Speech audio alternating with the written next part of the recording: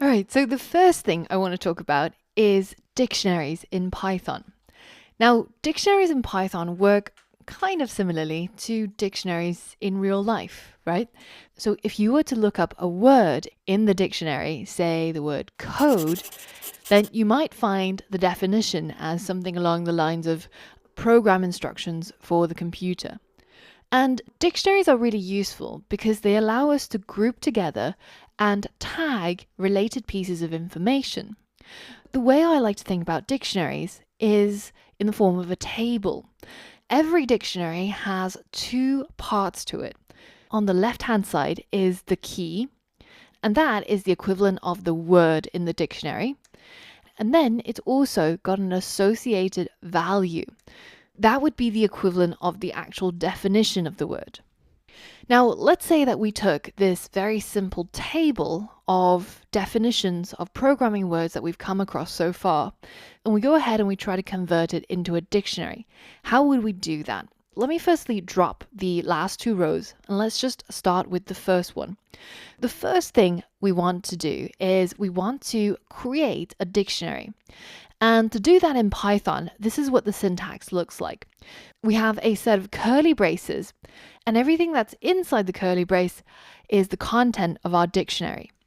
The key goes first, followed by a colon, and then followed by the value. In our table, we've got this word bug, which is the first key, so we can replace that over here in our dictionary. And the value that's associated with this key is the definition for a bug. So an error in a program that prevents the program from running as expected. That becomes the value and can be replaced here after the colon. So now we've created an actual dictionary using Python code. What if you wanted to have more than one entry in your dictionary? Well, you would separate each of the key value pairs using a comma. And then you can continue adding key and value pairs until you get to the end of your dictionary.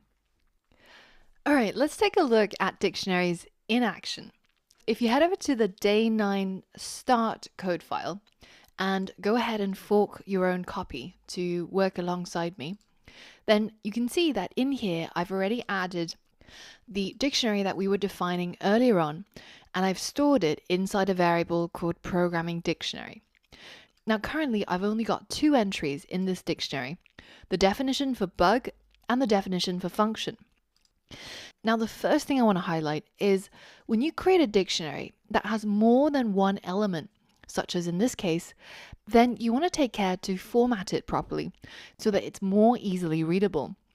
So what you'll see Python programmers do by convention is they will start off the dictionary with the open curly brace at the top, and then every subsequent entry is indented by one indent.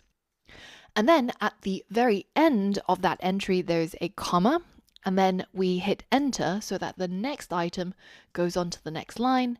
And finally, the last curly brace should go at the very beginning, in line with the start of the dictionary. And another thing that's quite nice to do is to cap off all entries in your dictionary or list with a comma. This means that if you needed to add more items into the dictionary, you can simply just hit enter and continue typing the next thing. And if we wanted to add another entry, it's as simple as adding in the key, a colon, and then the value. And to cap it off, again with a comma. So now our dictionary represents exactly the same data as we saw in our table over here, with a bunch of key value pairs and a total of 3 entries. Now, the next thing I want to do is, what if I wanted to retrieve an item from the dictionary?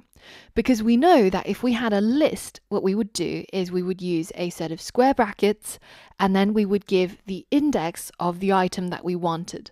So the item at index 0 or 1 or 2, and so on and so forth. Now, for dictionaries, it's kind of similar in terms of syntax, but the only difference is that dictionaries have elements which are identified by their key. If we wanted this piece of information, for example, then all we have to do is tap into the dictionary and then add a set of square brackets And inside the square brackets, we're going to provide the key. So here, the key is a string, and it's the string bug. So let's go ahead and put bug in here. And now if I go ahead and print this, then you can see that is going to give me the value, which is an error in a program that prevents the program from running as expected. Now, it's really, really important that you make sure that when you're fetching something out of a dictionary by its key, that you actually spell the key correctly. A really, really common error is when you're trying to retrieve something out of a dictionary and you've just made a very simple typo. So instead of U, I'm typing O here, and you'll see we get an error. And the error tells us that it's a key error referring to this particular key, and it highlights this line 7 where we're trying to retrieve something out of this dictionary by this key. Basically, it's telling you that this key doesn't actually exist and it can't be found, so it doesn't know what it is that you want. Remember how when we had lists and when we tried to retrieve something that was not inside the list. So for example, this particular list at index 4 doesn't actually exist because this is 0, 1, 2, 3, and 4 is actually not a piece of data inside this list. Similarly with dictionaries, if we try to put in a key that doesn't exist, then we get this key error. Now, another common pitfall that students fall down into is they don't actually use the correct data type. So, for example, if when we defined this dictionary without putting a string around each of these keys, then it's going to error out and it won't even let us run. It's going to tell us undefined name bug because it thinks that this is a variable that you've declared somewhere, but it's not. In fact, what you wanted are these strings for keys. And so when you have a key that is a string, when you're trying to retrieve the data from that key, you also have to make sure that you provide the key in its actual data type. So for example, if this was just a number, say 1, 2, 3, then of course all you have to write in here is just 1, 2, 3. And it would know that this piece of data is what you wanted. So that's how you retrieve items from a dictionary, by adding a square bracket and then giving it the key. And it will look for the key inside the dictionary and give you back the value. Now, what if you wanted to add a piece of data, such as that loop that we had earlier on, but you want to do it programmatically? So instead of doing it when you were defining the dictionary at the beginning, what if at some later stage in your program you needed to add a new entry? Well, to do this, it's also really simple. All you have to do is to tap into the dictionary, which is called Programming Dictionary in our case. And again, using square brackets, we define the key. The key I'm going to add is our loop. And then after a equal sign, I get to assign the value. So in my case, the value is going to be the definition for a loop.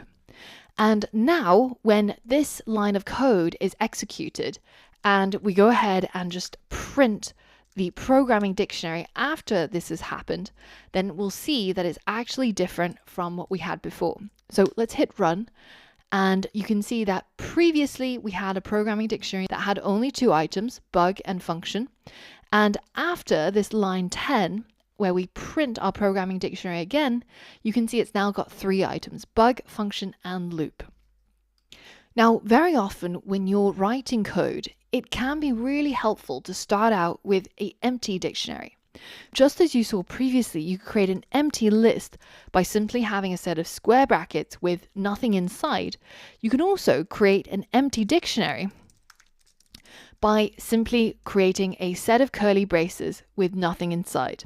And then at a later stage, you can add to your dictionary by using this method that you saw here. Now, on the other hand, you might actually want to wipe an entire dictionary. Here, I'm creating a new empty dictionary by creating this pair of curly braces with nothing inside. But I can also wipe an existing dictionary by simply doing the same thing. We know that this dictionary, programming dictionary, has 3 items in it, but on line 17, I'm going to say programming dictionary equals empty dictionary. And now if I move this print statement down here, then you can see that when it prints out, it's actually going to be completely empty. That can be really useful if you wanted to clear out a user's progress, or for example, if a game restarts, then all the scores and stats will probably have to be wiped empty. So this is one way that you could do that.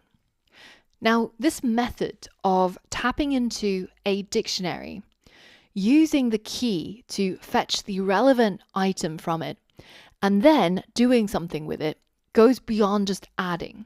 You can also use this to edit an item in a dictionary. For example, let me go ahead and comment out these 2 lines of code so we don't wipe our programming dictionary. And instead, I'm going to tap into the programming dictionary and I'm going to fetch the item that has a key of bug. And I'm going to redefine its value. So currently it should be an error in a program that prevents the program from running as expected. And I can prove that if I just wrap this around a print statement. If instead I wanted this to be a different value, then I can simply use the same syntax as I did for adding new items, but in this case, I'm actually editing this entry because it's going to look through the dictionary, find a value with this key, and then assign it to whatever I put on the right-hand side of the equal sign. Now, on the other hand, if it finds nothing with that key, then it's going to create a new entry with the value again on the right-hand side of the equal sign. Now, let's say that a bug is instead a moth in your computer. Now, if I go ahead and print my programming dictionary once more, then you can see that the definition for our bug has now just been changed. The final thing with regards to dictionaries that I think is really, really useful is how you loop through a dictionary.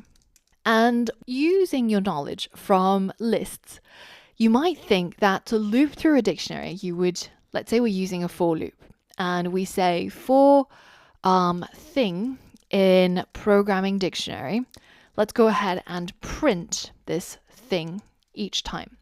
Here's a good moment to play computer and think, what do you expect to be printed? So let's comment out all the other print statements so we don't get confused.